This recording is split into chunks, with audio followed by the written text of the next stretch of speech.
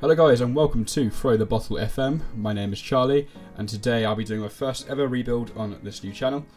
So how this rebuild will work is I'll be doing 5 seasons and each episode will be a season, so altogether in the series there'll be 5 episodes and 5 seasons. So hopefully by the 5th season we could at least be up there in the Premier League fighting or winning European competitions. So as you can see, we have started off with Sunderland, the Black Cats in the Championship, obviously a team with rich history. Wanted to start off the rebuild series with a team that has got a huge fan base, it's got rich history, so it'd be nice to take them back to where they belong. Obviously, as you can see, the facilities, excellent youth facilities, superb training facilities, and above average youth recruitment. They've got a 7 mil starting transfer budget and a wage budget of 302k per week. Obviously, they're faced rivals Newcastle, and they expect us to finish around 7th. I want us to finish the playoffs. Obviously, I think we can do that. This is the team as of this moment. Doing a updated one, not updated, so it's the start of last season's one. So it's all from last season. I won't be doing any updated databases until the release of FM25. Obviously, FM25 is releasing next month in November, and if you guys have seen, the release announcements wasn't as informative as we'd liked. But anyway, their club vision is end of current season, reach the Sky Bet Championship playoffs, which is required, otherwise could be out of a job if I don't. Competitive in the FA Cup and the Carabao Cup. Don't really care so much about the Carabao Cup, as that's just preferred, but they want us to do well in the FA Cup, which is fair enough. Becoming self-sustainable, work within the wage budget and sign young players to develop for profit and play high-tempo football. Fill up youth players, all that jazz, and then the supporters want a top-half finish, but I think we could do better than that. So, okay, so 7 mil transfer budget. I'll get back to you with the tactics and the transfers, and we'll see what's happening. Alrighty, transfers are done, and the season's ready to roll. So, obviously I haven't signed this many, this is from just the start of the season. Players we have signed though are, if I can find them, Christian Spendi from Cesena in Italian Serie C, I believe. Signed him for about 600k nearly. Young guy, 20 years old, Albanian. Got a decent amount of potential, decent value. 14 finishing, 12 pace. A lot of determination, which I like in a striker. Off the ball's decent, 15. Technique 11. So he's got pretty good mentals. And I'm sure as time goes, his technicals will get a lot better as well as his physicals. He's allocated to an ESC work permit thing. I'm not entirely sure what that means, so I'm unsure if he's actually going to be able to play this season or not, but I hope so. He'll be a fringe player nonetheless, because our strikers before the transfers were a bit short. Starting striker I've run though is Matteo Joseph, signed him from Leeds for about, let's see, 2.8 million. Says he's English, but he's actually, oh no, now, okay. When I signed him, it said he was English, now he's Spanish.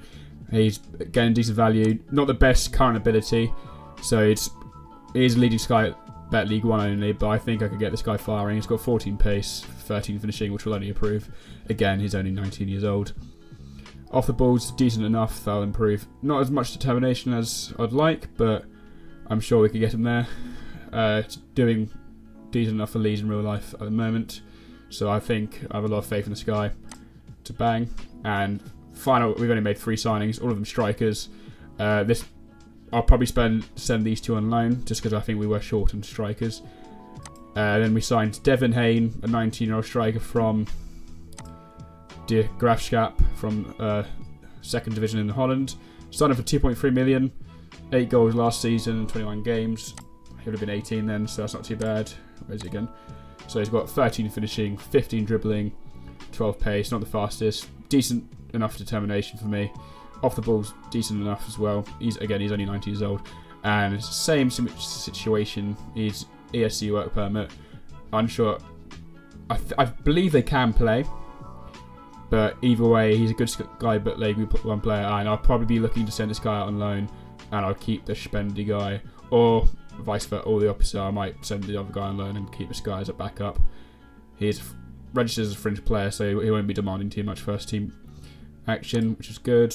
What about Spendy? He's more of a regular starter, so he'll be wanting. He's got 14 finishing, so I'll be looking to use this guy as well.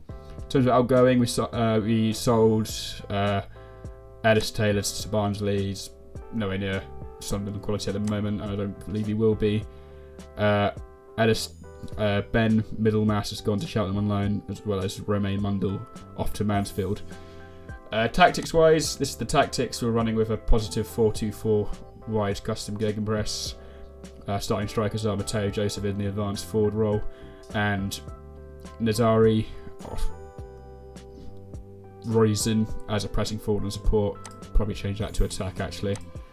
Now I've seen that. Patrick Roberts as the inside forward on the right, and Jack Clark, who's now at Leeds, our best player by far, I believe, on the left wing side, playing as a winger. Bellingham and Dan Neil in the midfield. Bellingham's going to be more the attacking threat, as he's on an advanced playmaker. And Dan Neil, who is pretty good for this level as well. He's a youngster, he's only 21 years old. He's wanted by Bournemouth, Palace, so Premier League clubs he's wanted by. I believe he's an academy product. He is, yep.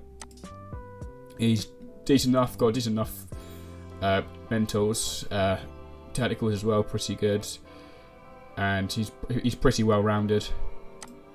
And then for the back line, we've got Dennis Sirkin on the left back position. He's pretty solid as well. Got a future ahead of him as well. Signed from Tottenham for only 800k, and if they do sell him, I imagine it'll be for a lot of profit. Only 21, so this Sunderland squad is very young, which I do like to see. Decent enough determination, good enough, well-rounded mentals and physicals. And for a left back, he's pretty well valued. He's deemed as a good Skyback Championship player. Then we've got Trey Hume at centre back. Again, quite a young defender as well. I believe he's their own product. No, he's not. Take that back. Only signed for 200k. This guy, Jensen Silt, is injured. He's only 20, but he looks pretty solid. He is injured He is currently injured, but I think when he gets back, he'll be starting over Trey Hume, and I may even move Trey Hume to the right back position, which is currently occupied by Timothy Pembele, who I believe they signed off PSG. Yes, they did. Undisclosed. Again, 20 years old. Really young squad this, and again, decent enough. Decent Skyback Championship. Could be a Premier League player. Hopefully he will be in the next season. And then final centre back is Daniel Ballard, 23 years old. Solid player. 16 heading, 6'2". And then finally, in goal, we got Anthony Patterson, Sunderland Academy again. He's probably one of the best keepers in the league in real life and maybe in game. And this is the bench. Luke O'Nien probably gets in over Lavery on the bench. Elliot Embleton will bring back in for Bainbridge. And then, well, I haven't gone through the bench actually. These seem to be younger players. Chris Rigg will be making on the bench because Chris Rigg will be hopefully in this Sunderland squad for the remainder of the rebuild. He's very good. He's wanted by Arsenal, Liverpool, and Man City already, and only 16 years old. Valued at that is very good for me. Okay, so we will simulate the season. We are predicted to finish 8th, but I think we could do better than that. Obviously, it's a very tough league this year with Leicester, Leeds, Southampton, Ipswich, all in the mix for promotion. But I think we could at least get playoffs. Don't think automatics are ours this year, but I think next year we can actually properly challenge for that unless we get promoted through playoffs. Callum Stiles on loan. We've definitely got a very good squad, very young and talented. What we really wanted to see here. Anyway, so yeah, Bellingham is obviously injured for 5 to 10 days, suffered it recently. This is the current injury list. Quite a few. None too long, other than these two players. They're unregistered, all out for months and months and months, so hardly will feature this season. But anyway, let's simulate, and I'll see you back in January. Right, as you can see, January has hit, and I'll be honest, it has been a rather disappointing start to the season, like catastrophic. We're through to January by the skin of my teeth. We're currently 16th, We are on a pretty good unbeaten run at the minute, so we are on the up, but we were sitting down around 21st, 22nd spot. I'm not sure how. I holidayed till about November, and that clearly was not a good idea. So I'm now just taking it every match individually, because that did not work for me. And the news gets worse as we scroll down. Man City have offered a contract to Chris Rigg, who has been playing a lot more than I thought he would. He's doing quite well for himself. He's obviously ranked very high. He's been pretty important for our squad, and Arsenal and Man City and Liverpool have both been after him, and it looks like he might be off to Man City. But I pray to God we get him secured to a new contract and keep him. Obviously, the season's been very disappointing. Christian Spendy is our top scorer with 10 goals at the moment, which is not too bad. I'm pretty happy with how he's performing, but I'm very not happy with how Mateo Joseph has been playing. I've had to drop him because he's been not the best, and partially I think due to holiday, even though I selected using my tactics, I don't think he's been playing very much, meaning he hasn't scored very much. But either way, I'm happy Spendy. I've changed the tactic around. We're actually using a tactic I got from GIR Deadpool. It was a bit like cheating, but it was kind of necessary. As soon as the season's finished and hopefully I'm not sacked, I'll get my own tactic sorted, but I just needed this as a last ditch attempt to not get sacked, and it seems to be working. As you can see the schedule here, we've been doing pretty well than lost to Leeds, to our first, as expected, but since Swansea onwards we've been doing pretty well for ourselves, getting on a little bit of an unbeaten run from Leeds onwards. We're 5 unbeaten, but not really where we want to be. The board are satisfied with management of the team. I had a little meeting with them last month saying they'll give me a month for results to improve. If they don't, I will be gone. Thankfully, results did improve, but it doesn't look like we'll get playoffs this season, so maybe next season. But Jack Clark's got the most assists with 6. He's chipped in with 7 goals as well. Pretty good for himself. Gave him a new contract because he had a release clause, so I don't want to risk that. Still hard to grow a release clause, but it's 25 million, so if that gets activated, I won't mind 25 million.